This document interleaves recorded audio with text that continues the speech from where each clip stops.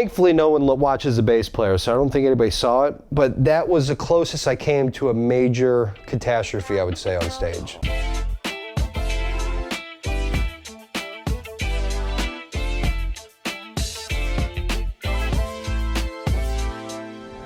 I'm curious, you're 26, why come to Nashville?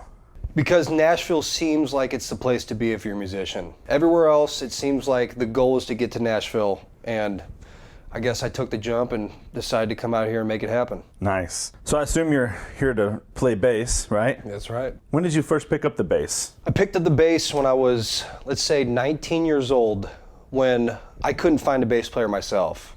So I'm one of those failed guitarists that decided to try bass. Long story short, two twin brothers asked me at an open mic if I wanted to play bass, and by that time I've probably had 30 seconds altogether with a bass in the last 6 years of playing music. Knowing that it's the top 4 strings of a guitar down an octave, I said, you know what, I could probably go fiddle around and try it out, and went to their house, and I think it just instantly hit me that that's kind of my niche. That's where I fit. Okay. I felt the power of just creating the rhythm and the power of the bass in general, and it grabbed me then. So if you were to say what hooked you with the bass, it's just the necessity of needing it in the band, you think? It's more of like I realized that the bass moves your body while the guitar and the vocals take your mind somewhere, and I just felt the rhythm is where I kind of fit. I didn't become a musician until I started playing bass. I realized that timing was not my thing until I had to actually do it, and learning how to do it on the bass made me a musician, finally.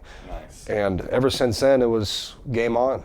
So after playing bass for a while, who kind of influenced you? Do you have any early influences on the bass? Funny story, I didn't really care about bass players at all until someone told me I sounded like a guitar player that played bass. And that kicked off my, I guess, search into finding a bass influence. And in my mind, I came to the conclusion, I said, okay, what's the furthest that you can be from a guitar player as a bass player? And it was slap bass, which everyone knows that's a party trick you get good at. But Mark King from Level 42 was kind of my guy, because he is a drummer who turned into a bass player, and his right thumb is pretty much a whole drum set. The way that he was able to just keep that 16th note pattern, that right there just blew my mind. When I saw Mr. Pink by Level 42, that song is incredible, check it out. Yeah, that kind of started my search and dive into funk music, which became kind of my favorite thing to play on the bass. Yeah, awesome. So you're new to Nashville. What's kind of been your first impression so far as a musician? Nashville is full of people that are hard to find everywhere else, and what I mean by that is people who are actually wanting to make it happen. In St. Louis, where I come from, it's full of the people who are really good musicians, always down to play and jam at their house, but it's kind of a hangout, more so like, hey, let's put something together, let's make it happen. I think it's just full of the people who want to take it to the next step in Nashville, and that's all I've been looking for, is to find like-minded people who are wanting to grind it to make something happen, and not just be kind of like a hobby hangout thing that a lot of other people like doing, if you kind of get what I'm saying there. Yeah, absolutely. So have you already started scouting for bands or little jam sessions in the area? I've heard of a few. It's still kind of getting my feet in the ground out here. I would love to meet, the singer-songwriters, the people that want to put music together. It seems like the whole cover thing and all that's awesome, but it's not really what I want to do. I want to actually meet people who are wanting to put together a band and create music, and just the creative side is what I want to find out in Nashville. So that is, whether it's going to the jams and all the places I've heard about going to, that's the next step for sure. So how do you think, like being in Nashville, how do you think that's gonna push you as a musician? In Nashville, everyone's good. You are a small fish in a giant pond. I think that kind of humbles anybody that comes here, but also it puts a fire underneath your butt to make something happen. Right? It makes the competition side of music a thing. Whether you like it or not, I think it's a good thing to know that, hey, the players play and the good people get the gigs. So if you come out here with the mindset of like, hey, I think I'm good enough, I think I can do it, this is the place to be if you have that mindset. Yeah, I saw in an interview one time, Sturgill Simpson was saying that he's a phenomenal guitar player. He really is, and he came to Nashville to be a guitar player. He said, but as soon as he got here, he realized he's not a guitar player. And those are his words, not mine. You know, so he realized right then and there, he's like, I need to become my own artist, write my own songs, and worked out for him. Great. So what's like a funny or like a crazy story that you have from gigging? I have a good one at Foo Bar in St. Louis. We played one of the last shows before they moved that venue to a new building, and unbeknownst to me, they took a 4-foot section off the stage on the right side closest to the wall. And when my guitar player would go up for a solo, you know, the bass player kind of hangs back, and when I went over, didn't see that hole, fell off, and kind of pinned my shoulder up against the wall. So I'm like, foot on the stage, shoulder on the wall playing, not having enough time to push off. Thankfully, no one watches the bass player, so I don't think anybody saw it, but that was the closest I came to a major catastrophe, I would say, on stage. I wish I could have been there to see it. So do you have any like pre-gigging rituals or superstitions? Not really, no. It's crazy. There's some people that I feel like get nervous before every show. You'll talk to anybody, right? And some people will say, yeah, you can play in front of 100,000 people and they're still nervous every time. And they do it every weekend, right? To me, I don't get nervous. I truly enjoy knowing that most of the people out there haven't heard our band or heard me play, and I'm excited for that. I guess before, I don't do the whole drink before I play or anything. I try and go and push the best product I can on stage every time. So it's more just getting ready, getting in the zone, as people say, and walk out there and do it. Yeah, I hear that. All right, here's a fun one. If you could jam with one living artist right now, who would it be? Great question. So Marco Miniman on drums.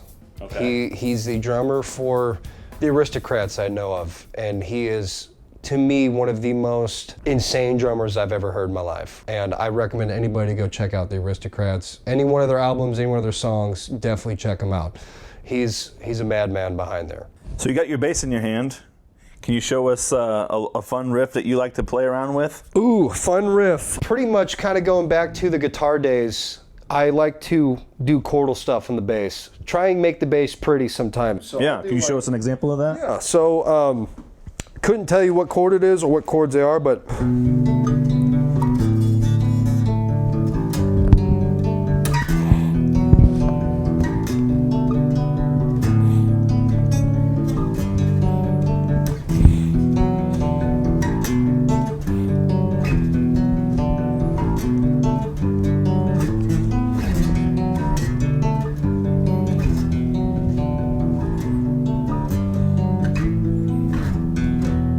doing stuff like that, trying to make the bass pretty. Yeah. That's awesome. Yeah, I could imagine that with a drummer and you guys feeding back and forth off each other. That'd be cool. I'd have to see that. Sometimes it's fun to just kind of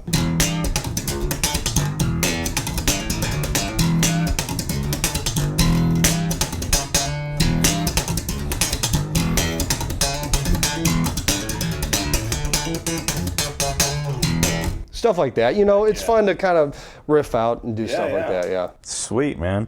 All right, so for those that want to know, Nick Titone had really long hair at one point. Really long hair. What made you cut the locks? Well, I had long hair from when I was, I guess, 18 years old till 2 months ago, and decided that, you know, I haven't really been an adult with long hair or short hair yet. So I think it's probably time to be taken seriously at some point, and I think cutting the hair was a good choice in that regard. And also, I mean, coming here is a new chapter in my life. I think, you know, a new look in a new place with a new job and new people to jam with. I think it's fitting to cut the hair for once. I like it. Any plans on growing it back? We'll see how lazy I get in the next couple months. Yeah. But I think right now, I think the short hair is here to stay.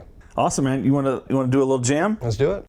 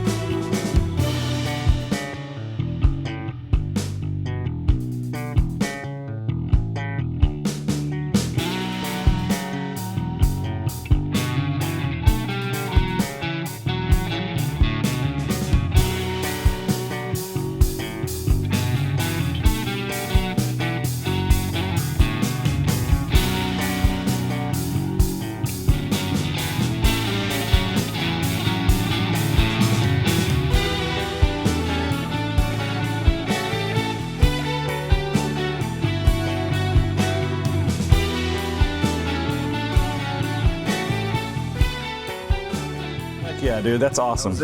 That was it. Yeah. That's a fun one. It is. You got a name for that? Not really at all. We kind of thought of Happy Tears because it's a mix of minor and major, but either way, it's unique, it's fun, and you're the only person I've met that could put some on top of it, so there you go. Yeah, that was fun. Sometimes it comes to you, sometimes it don't, so right. I did my best. All right, Nick, let the people know where they can find you.